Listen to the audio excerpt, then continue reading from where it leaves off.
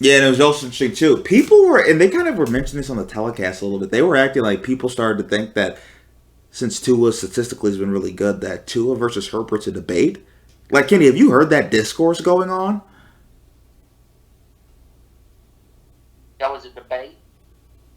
Was it? I think it was. Oh, I think that's I think it crazy. was.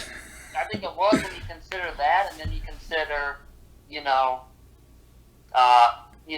for the time being, no longer case MVP candidate Tua, but also you got two other guys that might be, 1 and 2 in the MVP, Jalen Hurts and Joe Burrow.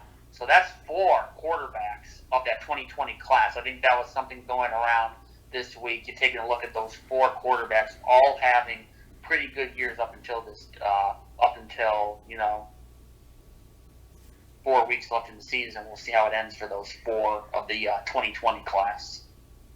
Yeah, I will say this in terms of the Herbert Tua thing. I don't think it's a debate. I don't think it's particularly even all that close. I think Tua's in a situation where he has Tyreek Hill and Jalen Waddle and Mike McDaniel calling plays and a lot of motion and a lot of window dressing. And Justin Herbert's dealing with Brandon Staley, who you yourself, Kenny, said called him a child playing Madden. And Keenan Allen and Mike Williams have been out for most of the year. Both of them have never been in the game really at the same time for most. And both of them are his number one weapons at receiver. You lose your all-pro right tackle in Rashawn Slater. I don't think their situations are the same. And then Justin Herbert, he's actually though it's second most in the NFL. And then when you just look at them and you look at the throws that the game-changing throws that Justin Herbert can make, Tua just does not do that.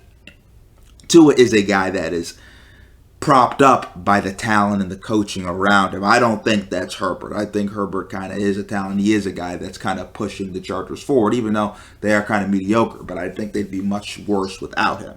So I think that's just kind of crazy personally. And then Justin Herbert today really had a nice game. A lot of those tight window throws, especially the one to Keenan Allen, threw that thing in a 2x2 foot square right on the nose, and he was making some nice throws to extend the drive, to go up 2 possessions, but also to extend the drive to eat clock as well, to make sure that last possession, the Dolphins were only going to have the ball 1 more possession, and they needed 2.